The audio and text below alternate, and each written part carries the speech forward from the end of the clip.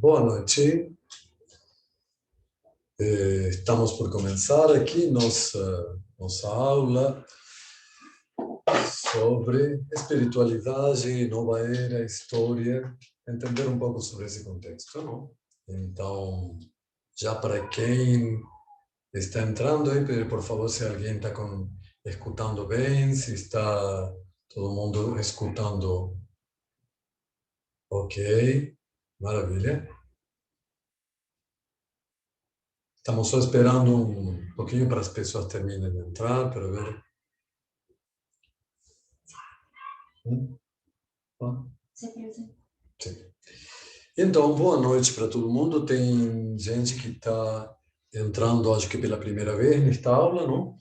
Assim, eu sou Cláudio Fernandes, trabalho com yoga, com Qigong, artes marciais internas. Tenho uma pesquisa na área de trabalho energético, assim, sobretudo na Índia e na China, de mais de 40 anos, atualmente. Tenho viajado extensamente pelo mundo, também por Oriente, pesquisando justamente, sobretudo, a parte, como falo, muito mais da técnica, da parte do que chamam as tecnologias psicofísico-energéticas. E junto com isso, não, com a pesquisa da prática mesmo, de tudo isso, sempre me fascinou muito a história. Não? Então, sempre que procurava aprender sobre qualquer dessas técnicas, o que me interessou também é entender o contexto cultural dentro que elas se desenvolveram, não só aquele contexto em que eu as conheci, em que teve experiência com eles, sino também pesquisar sobre a história, sobre o desenvolvimento histórico, social, econômico, não? Cultural daquilo com que estava me relacionando, certo? Então, porque eu acho que essa perspectiva é muito importante para entender realmente como melhor individualmente nos posicionar ante isso e entender também como a cada momento que acontece nós precisamos de alguma maneira atualizar ou traduzir o conhecimento, certo? Quando falamos, o tema de hoje justamente é o tema de espiritualidade, não? E, sobretudo, o conceito de espiritualidade, com referência ao contexto mais contemporâneo em que encontramos ele, não? Que é tudo o que se chama movimento New Age, não? E, fundamentalmente, o que acontece nos últimos 50 anos, onde todos esses movimentos espirituais passam, não? De ser realmente movimentos que, independentemente da afinidade e da crítica que você pode fazer a eles, estão dentro de um contexto de uma procura específica e passam a ser um mercado. O fenômeno básico com que nós nos deparamos, justamente a partir, já um pouco nos anos 50, mas sobretudo a partir dos anos 60, certo? É que muitos elementos que compunham esse campo muito amplo, esse guarda-chuvas muito amplo, que é o termo espiritualidade, já vamos a discutir ele, se transformam não só naquela procura que sempre foi muito ampla, sino também no mercado. E na medida em que se transformam em um mercado, e cada vez, não, podemos dizer que essa essa transformação em um mercado passa, como digamos, a ser o principal motor de divulgação e sustentação dessas estruturas, se produz um câmbio muito, podemos dizer, radical e muito diferente. Não? A gente pode dizer que quando pensamos um pouco, quando estudamos, quando nos relacionamos, não, com esse aspecto do que chamamos espiritualidade, até a palavra em português seria mercantilização. Mercantilização, obrigado. Essa mercantilização do processo, nós temos uma determinada história, não, e um processo. Essa mercantilização do processo modifica completamente as relações, não, os valores e o que vai acontecer depois, não? Isso me interessa porque, particularmente, por exemplo, por tempo de minha pesquisa, é algo que eu vi acontecer, não? Quando eu comecei muito novo, não toda a minha procura, assim.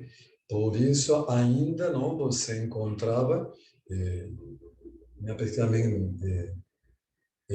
começou muito no campo do ocultismo e tudo, não? Onde existiam grupos, realmente, a palavra que se perde um pouco, depois se usa esoterismo, se usa New Age, espiritualismo, mas antigamente usava muito a palavra ocultismo, e que tem um sentido, não, a vezes, por um sentido próprio, não? De que muito do conhecimento que se chama espiritual, por diversos motivos culturais, de persecuções, mantenimento de determinadas qualidades de grupos, não? Era realmente o conhecimento oculto.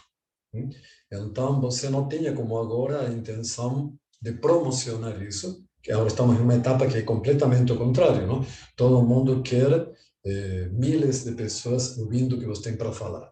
Mas antigamente, o que podemos dizer, as grandes verdades espirituais, assim, os níveis de revelação espirituais estavam dentro de um contexto em onde você, para acceder a eles, não havia grupos com níveis de iniciação fechados, não? Isso não estava aberto e esses grupos não queriam divulgar aquilo. Não acontece o que acontece, o mesmo que eu estou fazendo neste momento, estou colocando uma aula gratuita em um meio que está aberto literalmente ao mundo todo, na internet, para que um maior número de pessoas acesse para escutar o que estou falando. Isto que estou fazendo aqui é exatamente ao contrário ao ambiente em que eu comecei este tipo de procura. E isso é muito interessante porque falo para mim a experiência de haver vivido toda essa transformação. E entenda bem que não estou fazendo de princípio um juízo de valores ou moral se aquilo era melhor, isto é pior ou vice-versa. Estou simplesmente, no princípio, planteando um panorama que é muito importante entender quando começamos a falar destas coisas, não? Porque não é secundário, não? En um sentido, não há tinha na década de 70, dentro do que é a comunicação, não? Um teórico da comunicação que se chamava Marshall McLuhan. Não sei se alguém que estudou comunicação tem ouvido falar, não? E ele tem uma frase que dizia que o meio é a mensagem, não? Que a forma em que você transmite, a forma que você escolhe de comunicar algo, não? É tão importante em si como a mensagem que você transmite. Representa também a essência disso, não? Então, essa mudança completa da escolha do meio da mensagem espiritual, não, está fazendo que também ela se transforme de uma maneira muito completa. E disso se trata um pouco entender isso. Novamente, não para estabelecer valores do que é certo ou errado, senão para nós termos um panorama mais amplo, não? Eu, particularmente, não acredito em uma verdade, não? Nesse conceito que se discute desde a antiga espiritualidade, não sobre a forma da verdade. Eu não acredito em uma verdade congelada, em uma verdade única, não? Eu acredito no que podemos chamar de verdade como um processo dinâmico, multidimensional, não? Em donde, em realidade, o que você tem é uma experiência que debe ser o mais clara e objetiva possível, e isso nos permite, não, a cada um, de acordo com o ponto que ele vive essa experiência, não, criar um contexto de isso aqui, mais que chamar de verdade, podemos chamar de conclusão dessa experiência, não? Eu tenho uma visão, em definitiva, também por origem, por como me criei, muito influenciada pela ciência, não? A ciência, apesar de muitos acreditar que procura a verdade, em realidade não procura uma verdade estática. A ciência constantemente, não, em realidade está procurando como digamos, uma relação de explicação funcional com aquilo que vê, sempre com uma visão crítica, não? E por isso que se vamos, por exemplo, a ciência mais objetiva, como a própria matemática, por exemplo, há constantemente um trabalho de desenvolvimento que leva a uma crítica do que é aceitável como constante e isso vai permitindo que os limites do conhecimento vão se ampliando. Enfim. Então, indo um pouco ao conceito de espiritualidade, para poder chegar justamente a essa grande transformação que nós estamos vivendo neste momento. E só para terminar esse ponto, não, da transformação, se vê essa transformação do mercado, não, que já é, não, como falamos, já começa nos anos 60, certo?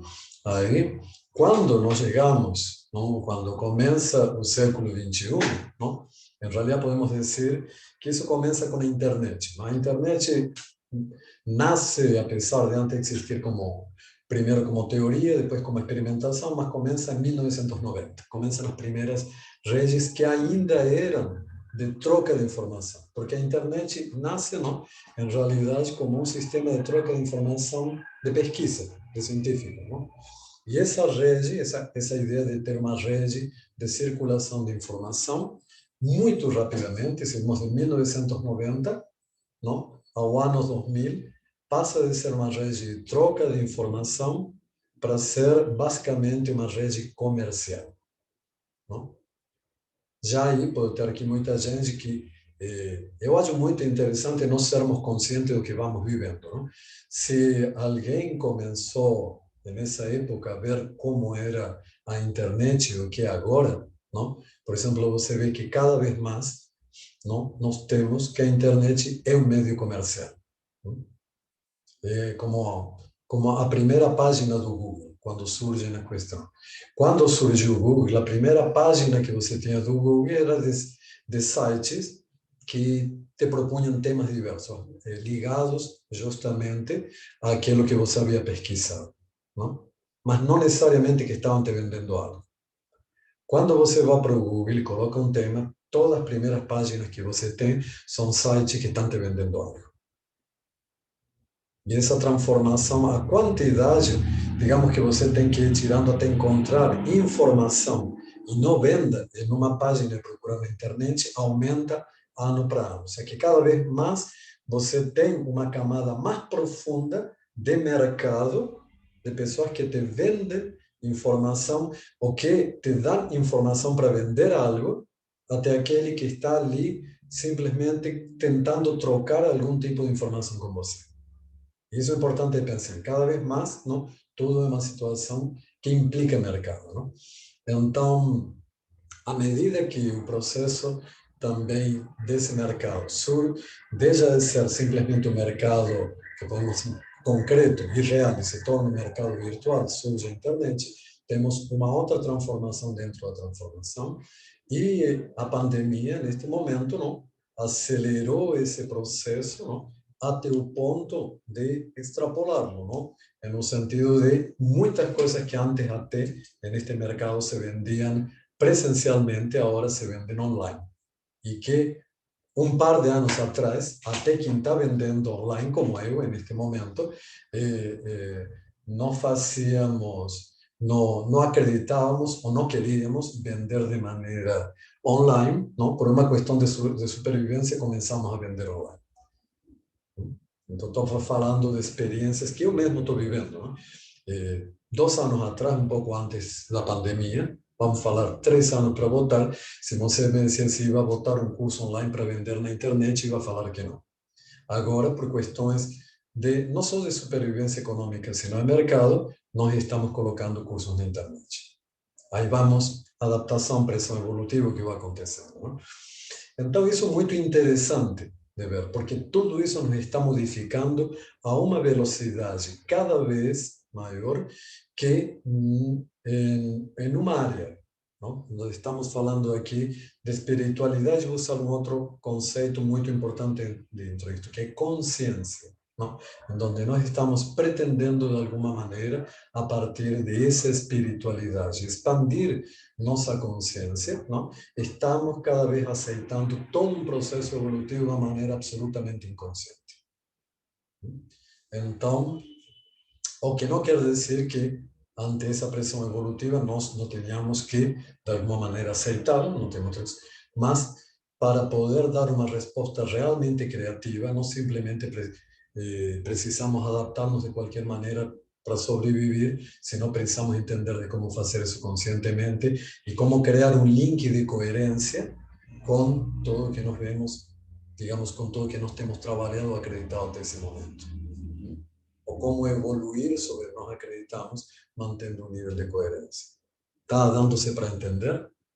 Eu quero falar aqui, não para quem de alguma maneira quer intervenir ou fazer perguntas, Fique livre nesse momento que eu gosto justamente que mais que simplesmente um monólogo, muitas vezes se transforme isto em um diálogo qual também é criativo, certo? Então, aquele que queira fazer algum questionamento, alguma pergunta ou completar algum tipo de conceito, se senta livre ali para interagir. Indo para o conceito, finalmente, de espiritualidade. O conceito de espiritualidade, certo? Por mais que podemos colocá-lo como muito antigo, praticamente, se nós tentamos dar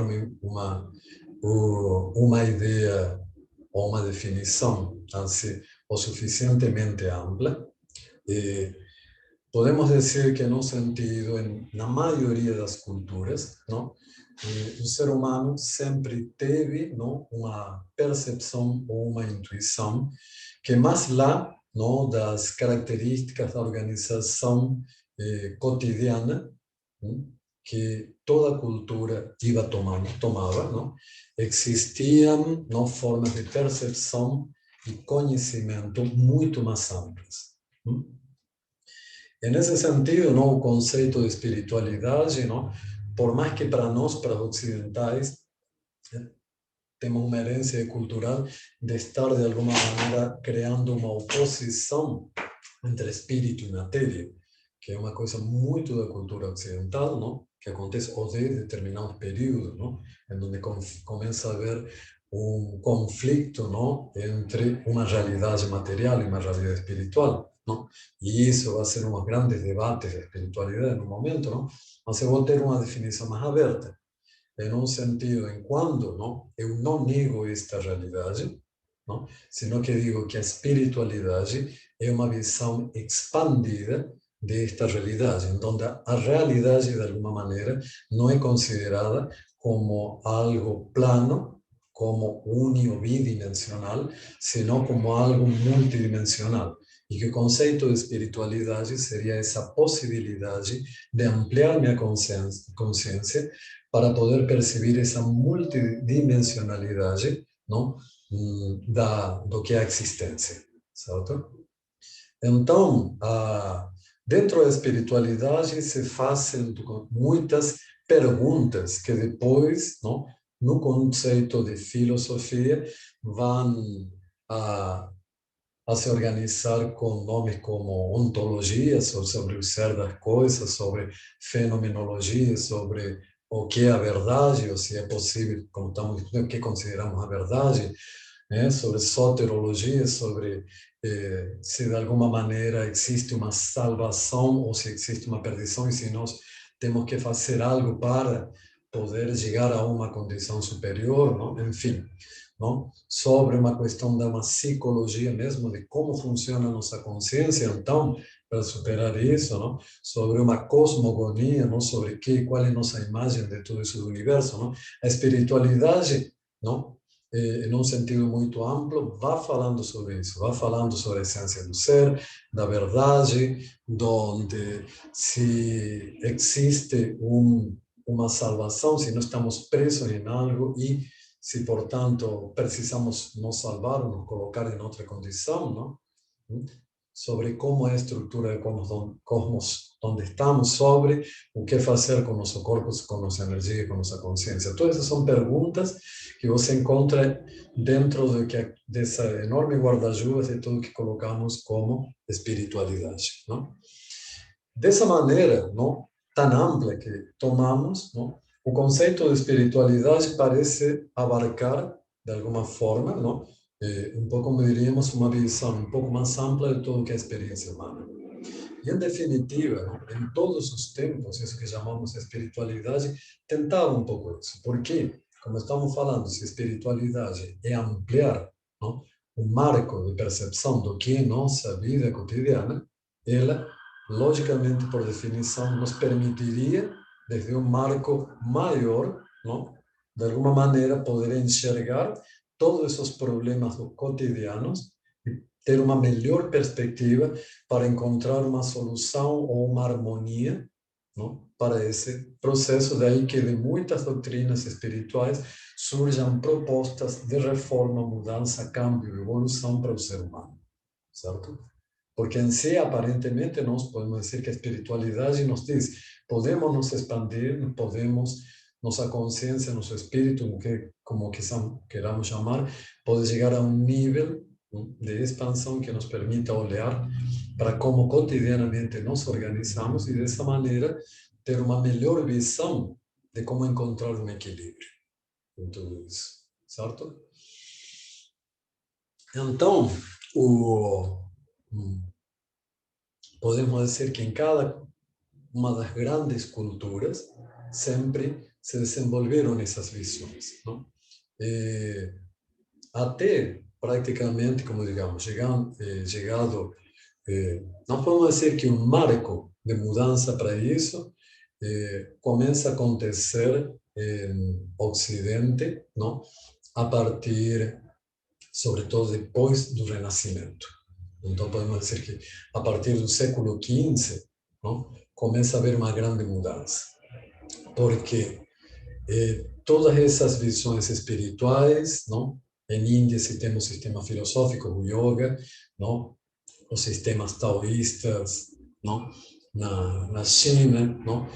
Todos as agnosis, o hermetismo, que nós temos todos os sistemas que surgem, não é? No final da antiguidade, não é? Na parte do Ocidente, na região do Mediterrâneo.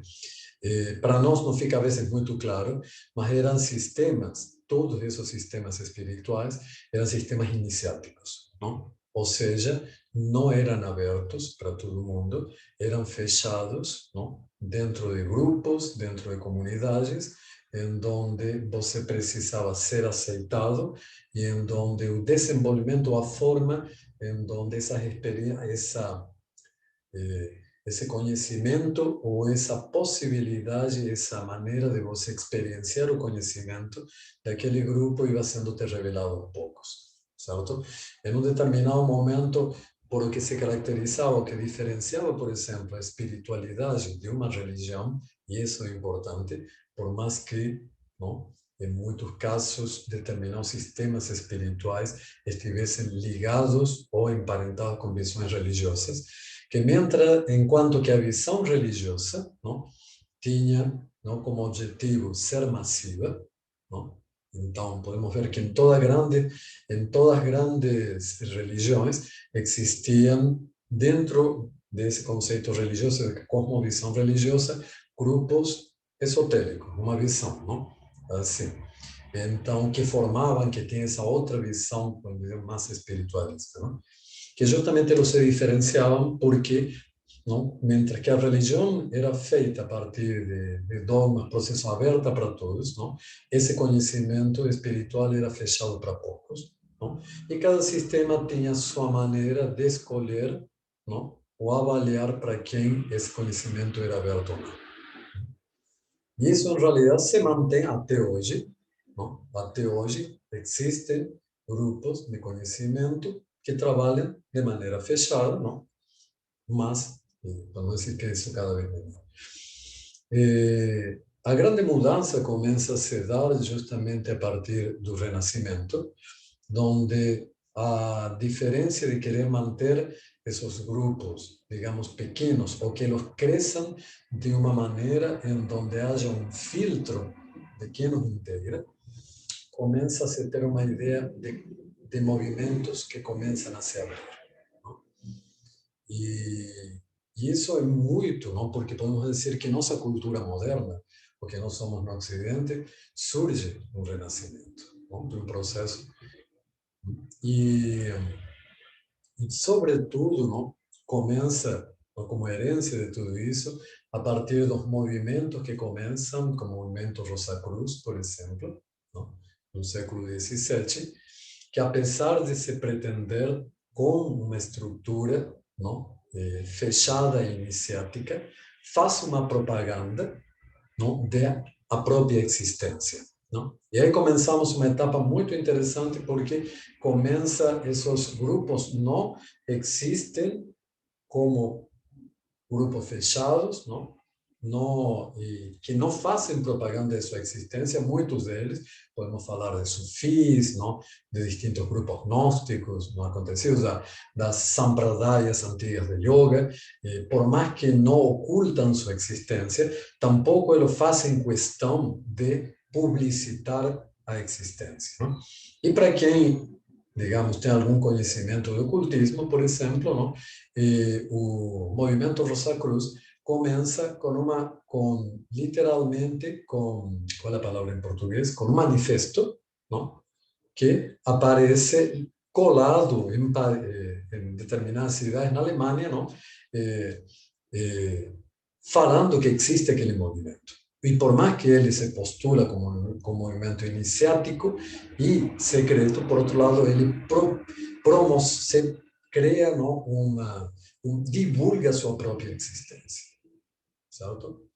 E isso já cria uma mudança muito particular, porque, de alguma maneira, o que vai acontecendo no Ocidente é que esses grupos de conhecimento antigo que estavam mais preocupados em desenvolver alguma forma de ampliação de nossa consciência, não? Começam também a se preocupar por eles ter um desenvolvimento e um crescimento, não? Um crescimento não para dentro, como era a intenção, não? Sino um crescimento para fora. De alguma forma, não? Assim, podemos dizer que junto com o conceito que começa a ter forma, não, em Ocidente, quando o Ocidente, a partir do Renascimento, começa essa etapa imperialista, onde ele começa a ocupar todo o mundo, não? E finalmente o Ocidente vai terminar de uma maneira, não? Ocupando o mundo inteiro, não? E explorando, não? De maneira colonial, econômica, política, cultural, o resto do mundo. Também esses grupos deixam de ser, de cada um ter sua própria ideia, e começam a se expandir e haver uma certa ideia de universalidade, não? De se transformar, não simplesmente em experienciar outra forma, uma expansão de consciência, senão em tentar fazer essa mensagem de alguma maneira universal, certo? E de alguma maneira, nessa universalidade, estar implicando que aquela verdade, que nesse ponto, por esse grupo, é revelada, não só é superior a de outros grupos, que em definitiva sempre isso existiu, sino que ela, por essa verdade, não ser superior, precisa ou tem a condição de se impor e crescer, não? E estar por sobre outros grupos, não? E isso é algo muito importante de perceber, não? Porque, em definitiva, isso vai chegar até agora, não? E vai ser a questão de dos pontos chaves, não? Do que nós vamos a discutir. Aí vamos, para não ficar muito chato historicamente, dar um salto ao século XIX, certo?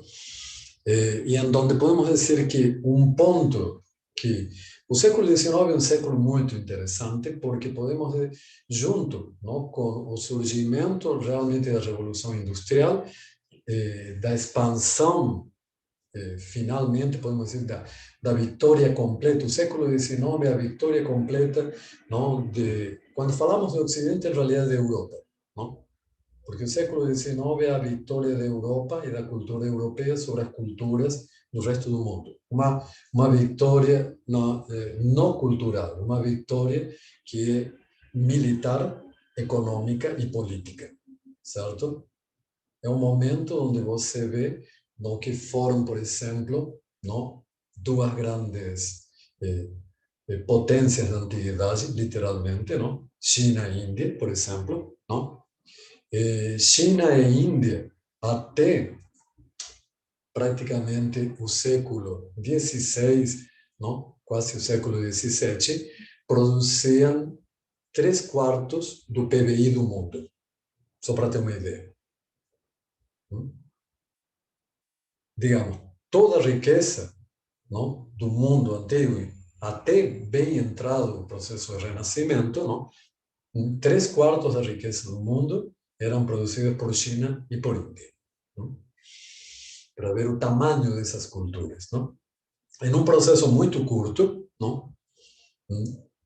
Europa se expande, não? E podemos dizer que ela alavanca essa expansão com a exploração da América, já desde o descobrimento, não? Com o genocídio e exploração da América, com a escravização da África e com a exploração das riquezas e da produção cultural da Ásia, certo?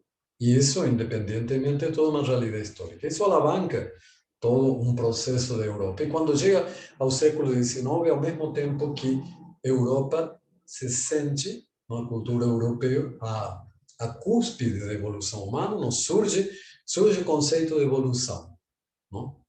Justamente no sentido da ciência mesmo, Darwin e o processo evolutivo, não? E o que é muito interessante a nível biológico, não? Alavanca a nível social e político a ideia também de uma evolução, não? Do ser humano, e onde não só em um sentido biológico, sino também em um sentido cultural, e que obviamente coloca a cultura europeia e a cultura vitoriana, especificamente o que era o grande império do século XIX, que vai ser a Inglaterra, como, não? O ponto mais alto, não? Da condição humana. E tudo isso, não? Leva não só a um fenômeno de revalorização de europeus da cultura, não? Que surge da cultura europeia em muitos aspectos, não só em aspectos oficiais, sino também em aspectos extraoficiais, por exemplo, que é o renascimento da magia no século XIX, não? O século XVIII, não, por exemplo, não? Século XVII e XVIII são séculos de uma tentativa de impor um racionalismo, o surgimento do conceito de ciência, a separação da ciência da religião, que vamos vendo. Mas no século XIX, apesar de que uma grande vitória da ciência, não? Porque a ciência alavanca o que é todo o movimento, o que é a Revolução Industrial, especificamente, não? Ela é baseada justamente em tecnologia. Essa tecnologia é alavancada pela ciência. Paradoxalmente, não? Por outro lado, como tudo, e como os chineses falam, não? Quando maior o lado da moeda, também o outro tem outro tamanho, é também o ressurgimento de uma visão mística, não? E o século XIX, perdão, é tido na Europa como um ressurgimento, não? Da visão mágica, não? Já desde o princípio, já desde o movimento romântico, assim, de princípios bem do século XIX, não? E não só de uma escola de magia, particularmente vai se tomar toda a história, não? Todos os movimentos que comporam o hermetismo, a gnosis, a Kabbalah, não? A astrologia, o rosacrucismo, não? A maçonaria, que não é exclusivamente magia, mas como organização secreta, e incluso, não? Também essa globalização, não? Imperial que está nesse momento, leva a que, por exemplo, o misticismo indiano, não? As filosofias chinesas, também tudo isso comece a ser o orientalismo, basicamente, vamos falar o surgimento de um termo que é orientalismo, não? Essa visão não, do Oriente, não? Essa visão romântica, literalmente, do Oriente, não? Que é o orientalismo do século XIX, tudo isso se conjuga, não? Em uma nova visão espiritual, não? Em uma visão espiritualista que, por primeira vez, em lugar de ser cada grupo, por mais que já desde o Renascimento vem interagindo entre eles, mas gerando grupos que estão separados, comece a haver literalmente uma grande suruba, assim, porque muito rapidamente se integram todas essas formas. Isso, basicamente, podemos dizer que, se bem o conceito mais antigo, não, vai desenvolver algum conceito, uma ideia que depois vai ser parte do movimento básico, que é a ideia de teosofia, não? A teosofia, independentemente de ser aquele movimento ou escola fundado por Madame Blavatsky em 1875, não? Que ela usa esse conceito, o conceito de teosofia é muito antigo, existe praticamente desde a Grécia, não? E a origem está aí, não? Teos como Deus, não? E Sofia como conhecimento, um conhecimento divino, um conhecimento transcendente, justamente o que falava, um conhecimento que transcende a visão comum, não? E a teosofia começa, e a teosofia de Madame Blavatsky, justamente que influenciou profundamente tudo que vai ser, não? Todo o movimento espiritualista e o conceito de espiritualidade, não? Porque é o primeiro que tenta integrar, e os movimentos que vão vir depois vão tentar fazer o mesmo, tudo isso que estávamos falando é uma espécie de visão coerente.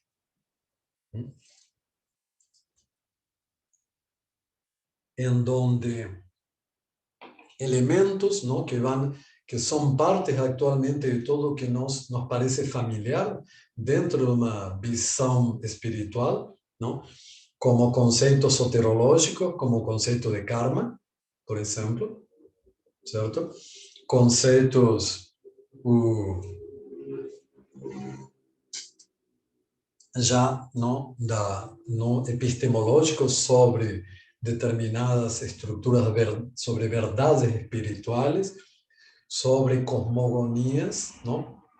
Evolutivas, ¿no? En donde nos vamos a ter, y aquí es importante falar, sobre todo para, para o Brasil, ¿no? Que o Brasil foi muito influenciado pelo movimento de Allan Kardec, por espiritismo, ¿no? Que justamente que o espiritismo, ou seja, o espiritismo é muito interessante porque ele une a ideia, ¿no? Uma ideia oriental, ¿no? Com uma ideia muito nova, que é a evolução. Allan Kardec era um fascinado pela ideia, não, da evolução darwiniana. A evolução diz: se há evolução na matéria, não, e o espírito vem antes que a matéria, isso quer dizer que há evolução no espiritual. Então, os espíritos também evoluem. E essa visão de uma evolução espiritual, não, vai influenciar completamente, não, todo o que o pensamento espiritual do século XX, você saiba ou não, não? E essa visão, não, de evolução espiritual, não,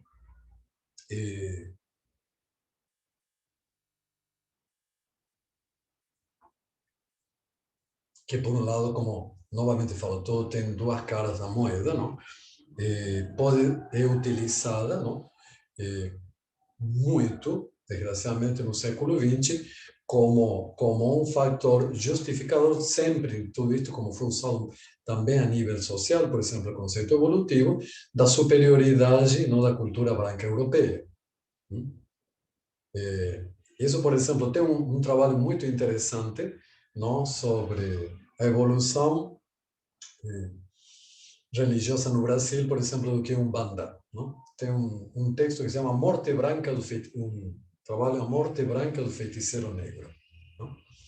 Que faz de que, justamente num conceito evolutivo de consciência, se você vê como em muitos, na proposta que começa a fazer o Banda de base, como se propõe uma estrutura espiritual, você tem espíritos evolutivos em um plano inferior, que geralmente vão a ser pretos velhos, caboclos, índios e negros, que estão evoluindo, junto com mestres, não, como as fraternidades brancas, tudo que é incorporado, brancos, que são os superiores, não, e os que realmente comandam tudo. Então, nós temos essa visão que vai se estabelecendo durante o século XIX de culturas primitivas e atrasadas que, de alguma maneira, têm que galgar esses degraus evolutivos, justamente, que vão terminar, justamente, que para você galgar esses degraus, que estão em direção a uma cultura europeia e branca, tem que obedecer a mestres que são, basicamente, por mais que tenham nomes orientais, são europeus e brancos, certo? E isso, por exemplo, tem muita pesquisa interessante quando você vê a evolução da imagem dos mestres ascensionados, não? É muito interessante que, à medida que passa o tempo, até alguns que eram colocados com rasgos mas não ocidentais, com o tempo, cada vez vão sendo apresentados nas imagens comuns com rasgos cada vez mais brancos, mais ocidentais, mais loiros, mais com olhos azuis, não? O mesmo acontece, por exemplo, não? E aí já damos outro salto, não? Quando finalmente, como eu gosto de falar, não? A ciência ficção, não? Termina, como digamos, conquistando o mundo espiritual, e como temos atualmente todo o tema dos extraterrestres, não?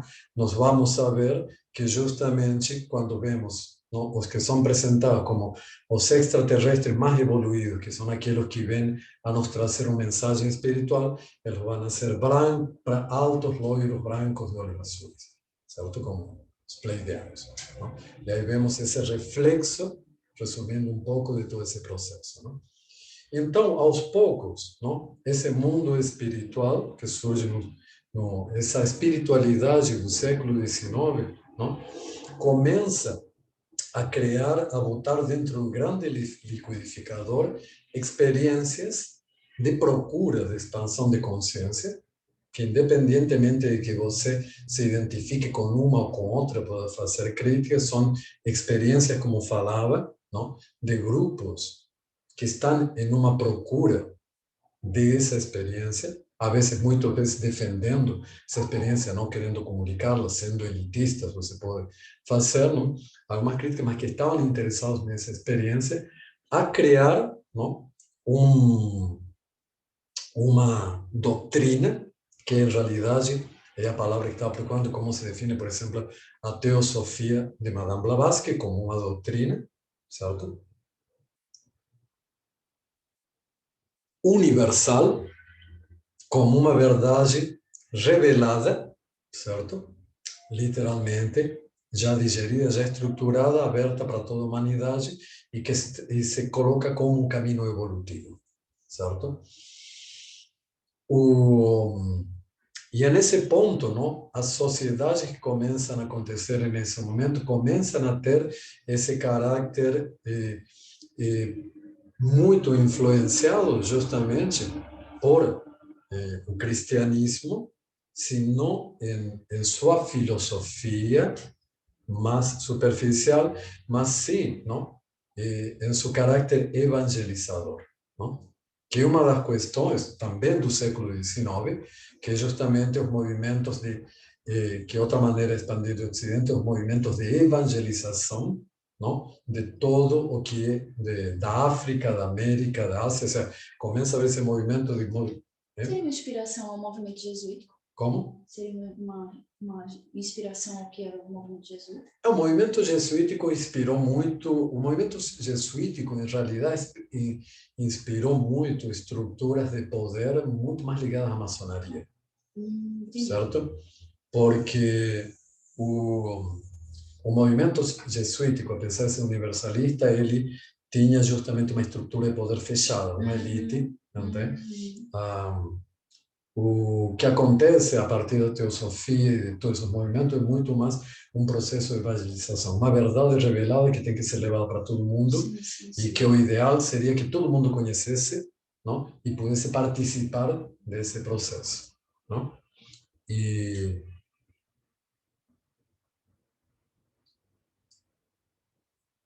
nós entramos no século XX justamente com esse conceito de espiritualidade.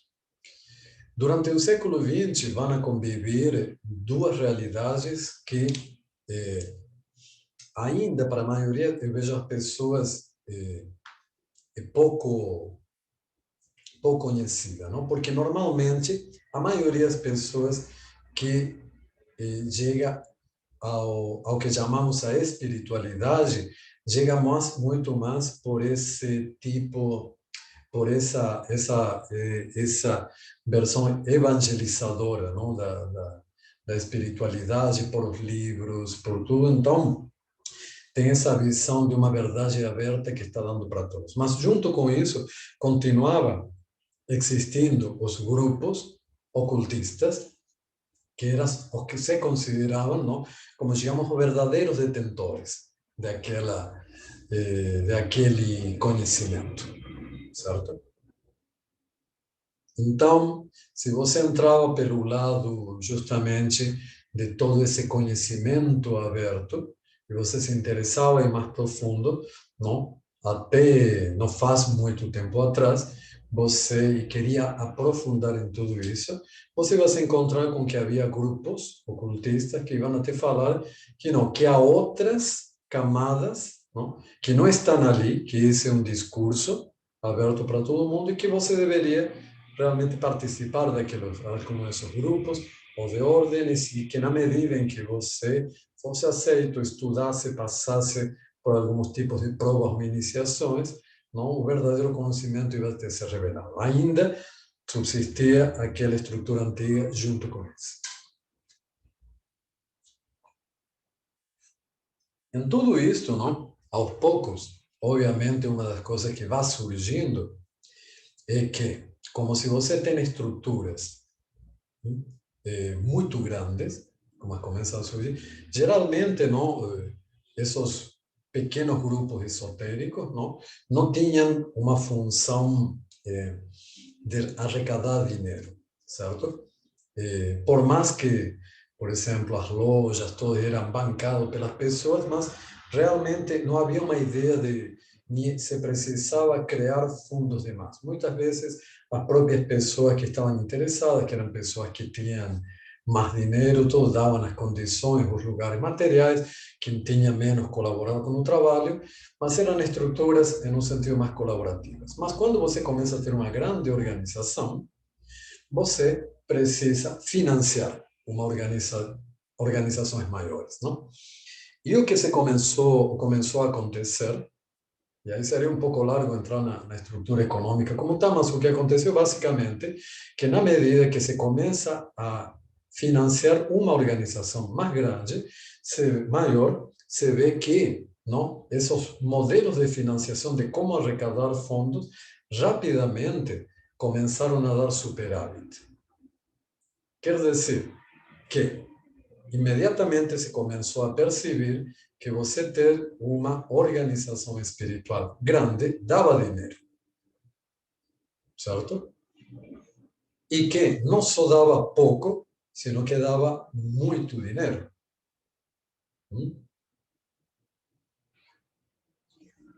Em realidade, eles compreenderam, não, o que desde a remota antiguidade todas as igrejas de qualquer religião compreenderam, que você organizar de uma maneira religiosa dá dinheiro. Entende?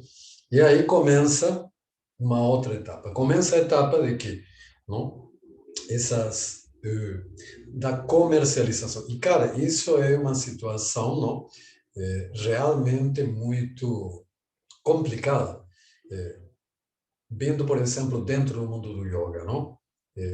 Fazendo o análise aqui, não, de um fenômeno mais recente, não? E existe a primeira universidade de yoga, não, na Índia, que é a Universidade de Bihar, não sei se tem aí todo, passou por uma situação como essa, ou passa por uma situação como essa, que é a seguinte, não, quando Satyananda Saraswati, que foi um dos grandes gurus, não, século XX, ele morreu, estava na Índia quando ele morreu, foi em 2010. Aí, não, ele cria na década de 80 a Universidade de Bihar, tentando criar realmente um contexto educacional, formacional para o yoga realmente sério, com gente muito interessante, não? E começa essa organização, não? Em um momento que o yoga também estava começando a explodir em todo o mundo, não?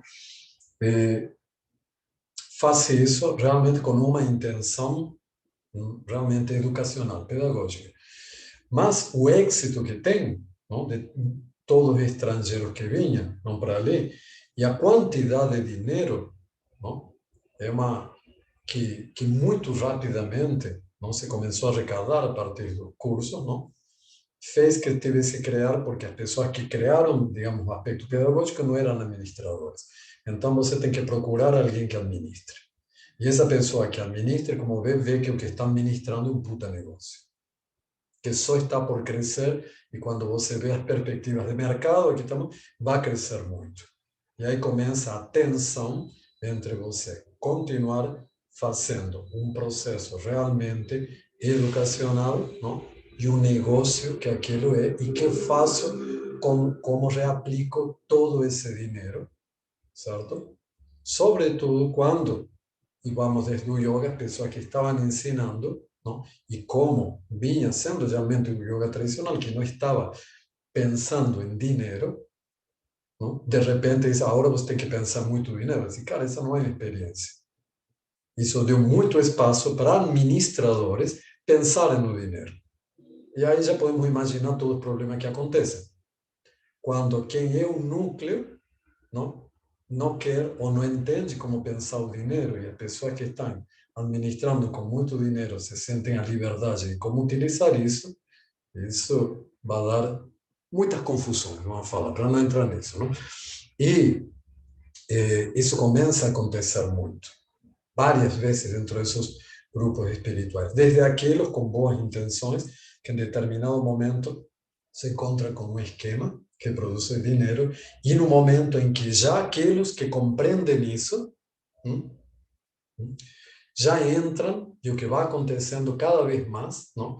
Que as próximas gerações que vão acontecendo cada vez mais, não? Vão vendo que a espiritualidade é um puta negócio. E essa é a grande situação que acontece a partir dos anos 50, porque a partir dos anos 50 nós temos, não? Podemos dizer, o grande boom do mercado de consumo, não? Essa sociedade de consumo. Já vinha se perfilando, mas depois da Segunda Guerra, nos anos 50, vamos dizer que a sociedade de consumo, não? E é uma sociedade de consumo em onde, justamente, por essa própria materialização, materialidade, não? Essa, essa a questão, não, do a que te somete a sociedade de consumo, te cria uma fome espiritual. Então, a própria sociedade de consumo, com a própria, não, com essa própria dinâmica materialista dela, cria, não, uma fome espiritual, não, que começa a justamente a ser o ponto, o campo fértil para que se abra também, não, um mercado de consumo do espiritual. E aí entramos diretamente num fenômeno que não existia em absoluto na antiguidade.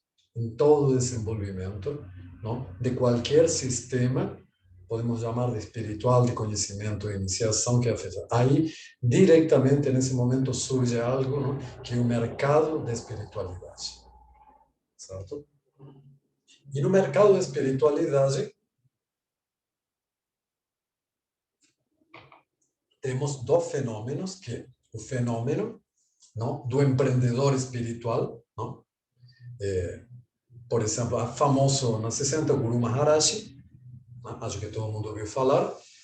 Quem seja ali fã do Guru Maharaji, me desculpe, não? Assim, mas o Guru Maharaji é um dos primeiros, não, que viu o golpe do baú, não, da espiritualidade indiana no Ocidente. O grande negócio de vender espiritualidade indiana, não? O qual é um grande invento, não porque não exista espiritualidade na Índia, sino a que se vende no Ocidente, não? A Índia, a nível disso desse grande guarda-chuva que chamamos espiritualidade, não? É riquíssima, obviamente, como uma das culturas mais ricas e antigas, tem uma história enorme e diversa, mas desgraciadamente o que vendem aqui, não, é um produto extremamente diluído e falsificado, não, realmente de tudo que você tem lá. Aí, e isso que começa a acontecer, por exemplo, não, com personagens como o Guru Maharaj. Não? Aí, isso, graças em realidade, isso é uma herança que temos de Madame Blavatsky, que no momento vai para a Índia e que ela começa a tomar todo um discurso trazido, não, da espiritualidade indiana, o conceito de karma, de mestres, de guru, de uma série de coisas, não, que o traz para o Ocidente, não, de uma maneira totalmente adaptada à ideia dela, não em nenhum momento tentando entender qual é o conceito original, senão colocando-lo, não, na ideia do que ela queria transmitir, e depois as pessoas que pegaram esses conceitos também, não, sem se preocuparem que originariamente as distintas filosofias ou grupos no Oriente queriam falar com aquilo, cada vez transformando mais em um elemento que encaixasse dentro da psicologia e a visão da espiritualidade do transcendente que tínhamos no Ocidente, e assim, cada uma das camadas que vai chegando vai fazendo o mesmo, e vamos tendo esse mercado. Mas, como eu dizia, dentro desse mercado espiritual temos o empreendedor espiritual, que é aquele que, de alguma maneira, conhece pessoas que fazem isso, não? Como Guru Maharaj, como Osho, como foi Sai Baba, não? Como atualmente Sri Sri Ravi Shankar, são pessoas que conhecem a origem do que está, não? E entendem que podem transformar isso, não? Em um discurso para o Ocidente, não? E com isso realmente ter um grande mercado aberto. E depois estão aqueles que não são da campo do espiritual, mas como veem que a espiritualidade é um grande mercado, procuram alguém que tenha algum tipo de conteúdo para alavancá-lo dentro desse mercado e ter um produto de venda. Então, temos esses dois fenômenos que, se você vai analisar, são diferentes. Porque também, da mesma maneira que temos gente se vendendo, temos aqueles que procuravam a quem vender.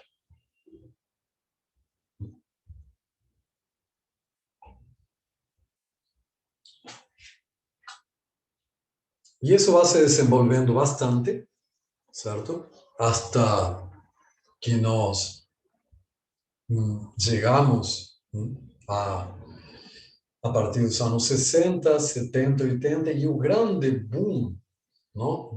Que podemos dizer, há várias, à medida que esse mercado vai crescendo, não? Vai absorvendo cada vez mais tempo. Uma das questões, não, de uma sociedade de consumo, não? É que para manter o consumo, justamente para estimular o consumo, é preciso novidade, certo?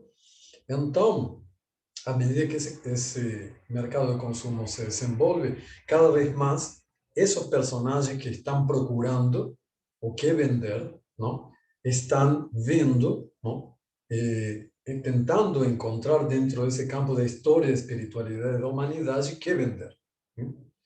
Junto também com essa passagem no ano 70, 80, também começa a haver, cada vez para o Ocidente, um pensamento cada vez mais eclético, mais aberto.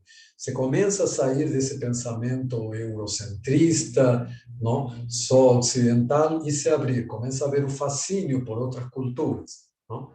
Então, por exemplo, não, temos uma das ondas que vem com isso, que é a revalorização do xamanismo. O xamanismo, onde o primeiro momento, os primeiros, no princípio do final do século XIX, princípio do século XX, que quando os antropólogos, historiadores se topam com esse fenômeno que chamaram de xamanismo, não? Falavam que eram esquizofrênicos, que isto, que aquilo, não? Aos poucos vai se valorizando até que finalmente, não? A partir, não? Do fenômeno de, por exemplo, de Carlos Castaneda, basicamente, não?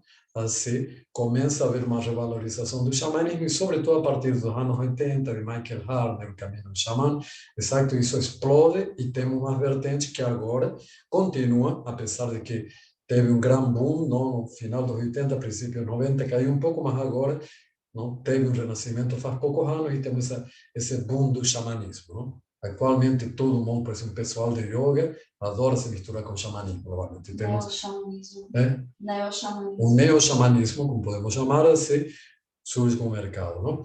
E isso são mercados, não? E tudo no momento, não? Cada questão, religiões afro-brasileiras, eu vou para cada cultura e vou tentando resgatar algum tipo, justamente, de espiritualidade que tenha algum interesse ou que possa oferecer algo no mercado, não?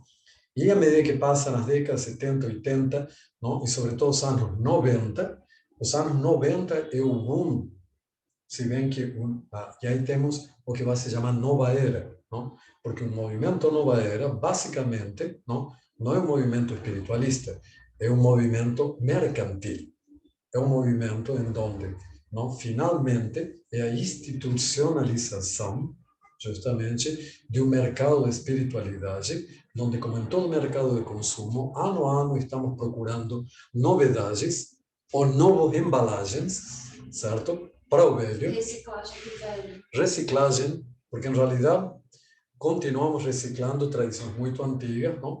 E como digamos, não até o que coisas que já se venderam na década do 20, depois nos 60, e que não esqueçam, estão vendendo de novo agora, mudando a embalagem, fazendo um pacote e aqui está, não? E chegamos a esse momento, não? Praticamente antes da internet, e nascendo junto com a internet também, assim, em que temos esse grande mercado, não? Que vai surgindo, que é a New Age. E até esse momento, não? Esse mercado estava em uma etapa muito particular, não? Porque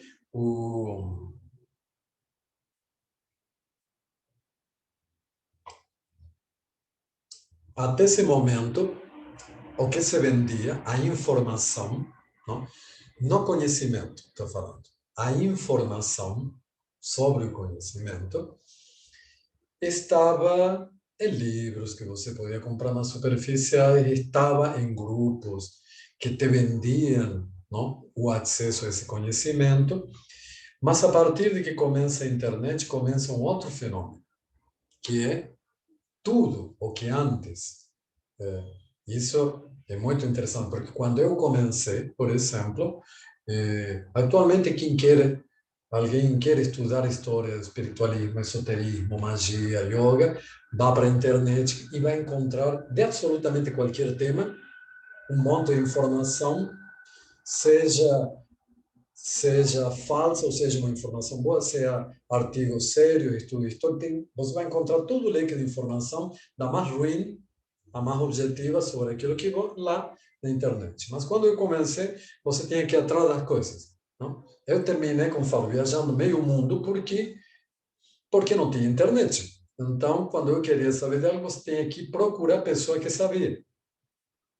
Não tem outro jeito.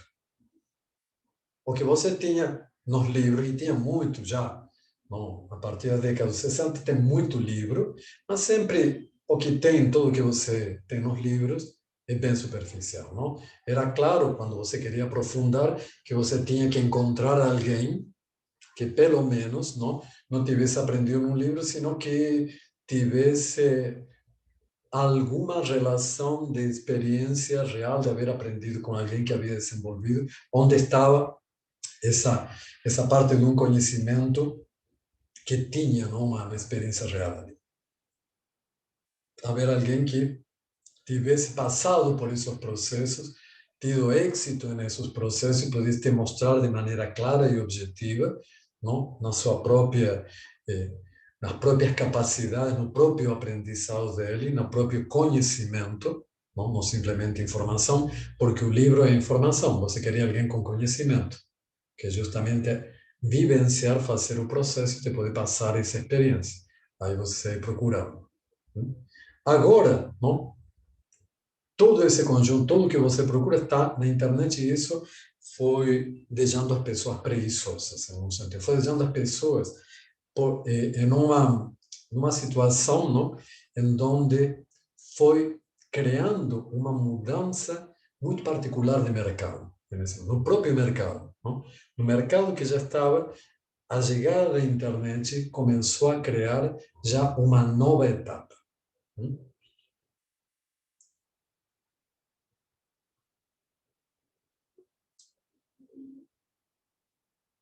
E essa nova etapa é exatamente o que estava falando. A troca da experiência, que era, de alguma forma, não?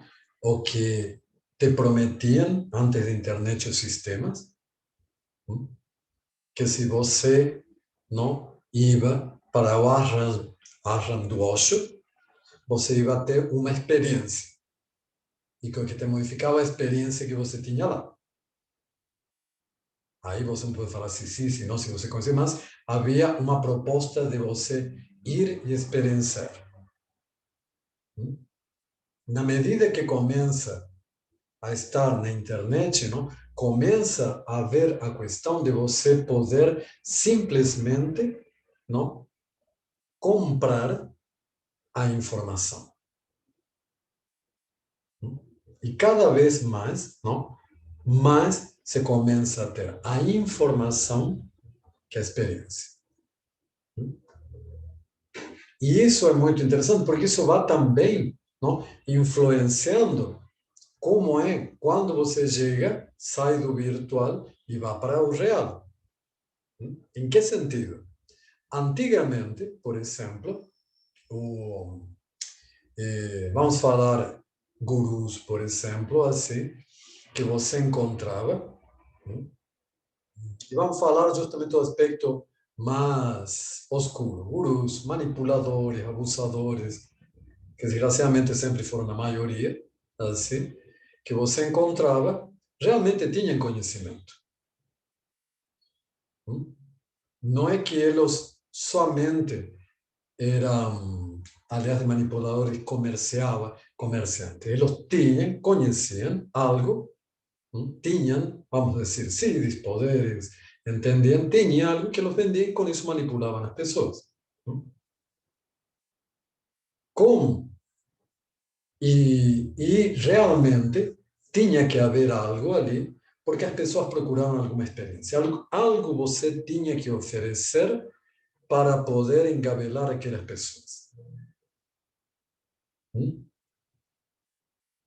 Agora, na medida que as pessoas cada vez se acostumaram à informação, o que é mais interessante, e falo porque, novamente, estou falando para mim não só de tipo um análise histórico, social, estou falando de uma experiência concreta.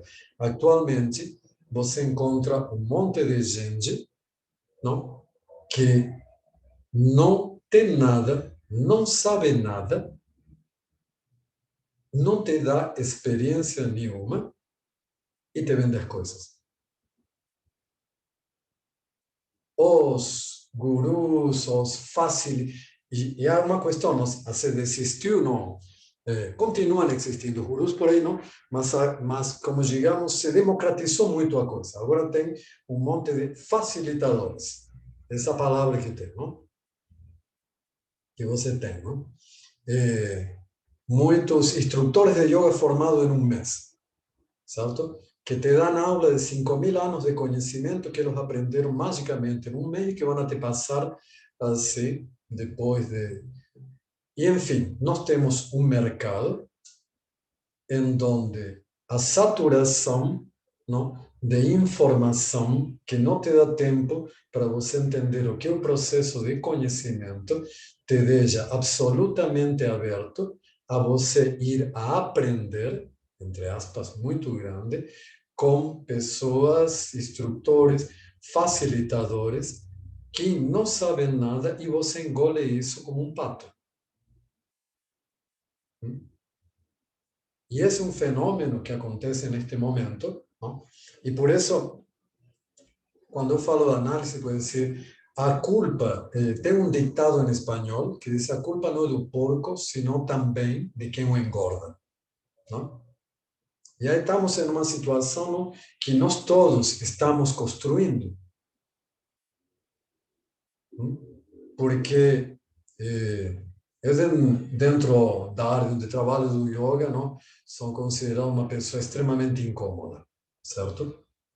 Meu discurso é muito crítico e aqui até tô sendo leve com tudo isso, não? Então, sobretudo com as novas gerações de instrutores de yoga, não? Eu sempre pergunto, não, quando começamos a discutir de história, filosofia, não? E você vê o enorme vácuo que existe, não, não só de conhecimento, sino de interesse por o conhecimento, não, real sobre um tema tão vasto, não, como é, por exemplo, o yoga, não, ou a filosofia, a cultura indiana, já que nasceu lá, não, e entender todo esse processo. Não? E, e aí, não, e não só isso, senão que, por exemplo, quando você vai dar aulas para uma pessoa, um fenômeno comum no yoga, que começando do mais simples, não, que é o yoga que, sendo que nunca foi isso, se vende como se fosse uma alternativa de, de saúde, de equilíbrio, de bem-estar. E quando você vai para estatísticas reais e para a experiência pessoal, uma das minhas pesquisas, justamente que o meu trabalho é na parte de anatomia e fisiologia do yoga, certo? eu dava muito esse curso, muitos cursos de formação, não? Em determinado momento vemos a questão de lições dentro da prática de asanas, que é o que virou yoga, uma prática de asanas, que é mais uma ginástica maluca que ficou, não? Que realmente nem a prática do asana como é concebida, como foi concebida na Índia, nas distintas formas que ela foi concebida. O que acontecia, não? Que você via que a maioria, quando eu perguntava, não? Quem já teve uma lição fazendo prática de asanas, não? Durante a prática. Você tinha que, pelo menos, a metade, não? Das pessoas que estavam aí, eles estão falando de grupos grandes, 30, 40 pessoas, levantavam a mão falando que haviam tido lições durante a prática. E numa estatística que fez um departamento de biomecânica da Universidade de Chicago, por princípio, acho que foi 2012, 2013, não? Sobre lições, não? No yoga, e que se fez justamente porque havia um relato, não? Dentro de ortopedistas, fisioterapeutas, não? De um grande número de lições que chegavam justamente de praticantes de yoga. Se fez uma pesquisa muito extensa com os 5 principais estilos mais populares de prática de yoga nos Estados Unidos, não? Muito ampla, 3.000 entrevistados, todos pessoas que já tinham de base mínima 3 anos de prática, você quer ver? Simplesmente não com a pergunta, não, para selecionando aquelas pessoas que haviam tido lição na aula, não algo que digamos, podia ter algum tipo de começar a sentir uma dor, que haviam sido lições que haviam acontecido na sala de aula, isso aqui não tem maneira de você ter, não? E o número de lições sérias, não, que a pessoa havia tido que parar, fazer tratamento, assim, chegava aos 60%. Isso, mais ou menos, para que você tenha uma ideia, é o índice de lesão de uma arte marcial de contato. Dá para entender? É sério. Quer dizer que, apesar de toda a propaganda de bem-estar do yoga, não? Você fazendo aulas de asanas, porque isso não é yoga, são aulas de asana normal que você faz, certo? Da maioria dos estilos mais populares, não? Você tem uma possibilidade, uma porcentagem de possibilidade de lesão similar a que se você vai fazer uma arte marcial de contato.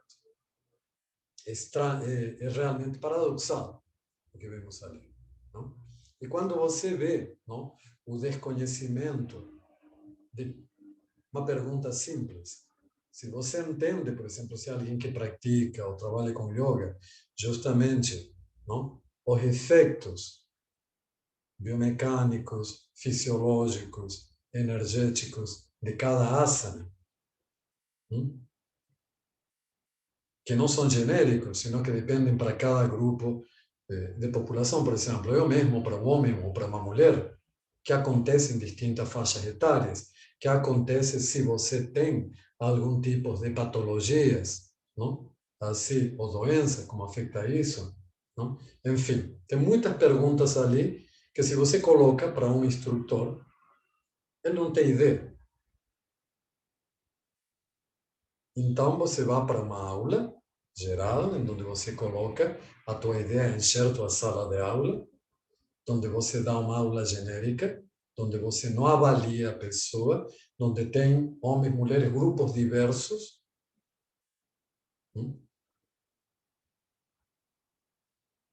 como em grandes centros, não, onde você... Estou falando dos centros tops, não? Assim de yoga, que tem várias salas que você compra aquele cupom de yoga que você pode experimentar, fazer várias aulas diferentes. Então você vai entrando na aula que você quiser, ninguém te avaliou, ninguém. Você vai, se quiser, faz sei lá, uma aula no, de segunda série da Ashtanga e você entrou e a vezes o instrutor te pergunta se alguma vez você fez isso. Fiz. Estou falando de coisas que acontecem.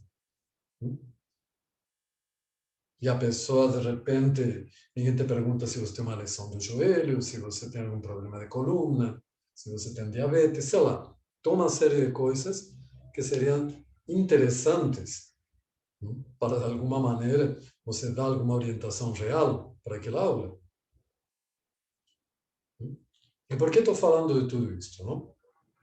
Por aquela questão, não, de que esse mercado não está sendo feito só por aquele guru comerciante, por aquele outro que está procurando que vender, que é simplesmente comerciante, um, não? Assim, um empresário do espiritualismo, sino que também, não? Quando falo à medida que isso se democratiza, que na medida, não, que o que se vende é que também você pode vender, não? Quando você pergunta para um instrutor se ele acredita que em um curso de um mês ele vai estar preparado para dar aulas de algo, de um conhecimento de yoga, que tem de acordo ao que ele mesmo vai aprender ali. Isso é discutível, se tem 5.000, menos ou mais. 5.000 anos de antiguidade, uma complexidade, uma enorme complexidade, não? Assim, que você, em um mês, vai aprender o necessário para passar esse conhecimento para qualquer pessoa que você tenha na tua frente de uma maneira eficiente que cause bem-estar. Então, quando uma pessoa aceita isso, você pergunta, ou você, desculpe a questão, é otário, ou você é mal intencionado. Por quê? Se você acredita que em um mês você vai aprender 5.000 anos de experiência, inocente ou muito tapado. E se você não se questiona como algo que te vendem como um dos conhecimentos mais profundos da humanidade, você vai estar preparado em um mês para ensinar isso, e você me diz, cara, mas isso não é meio incoerente? E você se presta a fazer isso, você está realmente sendo uma parte mais desse mercado. E em um sentido, se você realmente não tem conhecimento do que está passando, e esse conhecimento que você está passando, conhecimento entre aspas, pode ser realmente lesatório para a pessoa que está ali, não? Não só é esses gurus abusivos, que não estão desculpando ele, é abusivo, sino que também você está sendo. E isso é uma realidade que tem que ser discutida muito profundamente no yoga, porque quando vamos para esse esquema abusivo que realmente existe no yoga, não só é mantido desde baixo, sino que também é passado por baixo. E isso acontece, em realidade, dentro da manipulação de muitos grupos espirituais. Cada vez mais, a mercantilização do mercado da espiritualidade, não? Da espiritualidade transformada no mercado, do yoga transformado em um mercado e em uma profissão. Nunca, nós vamos botar 5.000 anos de história do yoga, existiu a profissão de instrutor de yoga. Isso é algo novo. E não vamos falar que não pode ser, porque, entenda-se, não estou em contra, nós somos uma sociedade comercial. Se você não vende, você não existe. Mas a questão está, ok, temos que vender. Vende algo bom. Não estafa a pessoa. Não tem a pessoa, como estafar em português. Quando vendo algo que não é real. Quando te engano. Quando te vendo gato por lebre. Quando te falo que ouro, mas não é. Enrola, engana. Engana, sim. Não engana as pessoas. Não? Assim. Que o que nós estamos vendendo, não? Nem sequer digamos, é um carro, não? De papel machê, que quando você sobe, não? Quando você vai ver, ele é realmente uma ilusão. E isso é muito engraçado, não? Porque justamente o yoga, não? Que fala muito de ilusão, atualmente, por exemplo, e o grosso da espiritualidade, que vai lidar desde Blavatsky com esse conceito de ilusão, se transformou em uma grande venda de ilusões. Ilusão e um analgésico, né? Para não conseguir enfrentar a realidade, né? Pessoas que utilizam dessa... Sim, ele é, a vezes falo como um lexotan esotérico, não? Mas como funciona, não? Por que ele é um analgésico, não? A ilusão é que é analgésica, não? Ele é um analgésico no sentido justamente, não, de que quando nós temos que fugir de nossa realidade, não? Se nos vendem literalmente, tem uma bela imagem do mundo alavancada por por todo um discurso que a faz milenar, toda uma cenografia em volta que avalia, não? Isso é muito mais fácil que simplesmente eu inventar a minha própria realidade e fugir, não? Já ela vem empacotada. Então, em realidade, o que se torna o analgésico, o que se torna o entorpecente é essa ilusão. Que é muito engraçado porque toda espiritualidade te fala, não? Toda espiritualidade, não, e há uma grande confusão aqui no Ocidente quando se fala da ilusão do mundo. Não estão te falando que o mundo, a maioria que te fala isso, que o mundo é ilusório, ou seja, que essa realidade não existe, não? Sino que como você elabora na tua cabeça, não? Que a elaboração que você faz da realidade é ilusória. A ilusão não está fora, não? A ilusão está dentro. Então, o primeiro passo de qualquer sistema de iniciação espiritual real é a quebra da ilusão. Por isso, todo processo espiritual real não é fácil. É o que estão falando todos os grandes mestres, Gurdjieff. O primeiro passo, não, assim, que você tem é muito duro, porque o primeiro passo em qualquer real processo de iniciação espiritual, né, é o fato de você perceber que a maioria do que você acredita sobre você mesmo, como toda uma construção ilusória. E é porque muitas vezes despertares espirituais acontecem em pessoas que estão submetidas a uma profunda crise de vida. Pessoal, você vê que tudo que você acreditava sobre você, sobre as relações, não, some. E ele diz, mas pô, tudo que eu acreditava era uma ilusão, sim.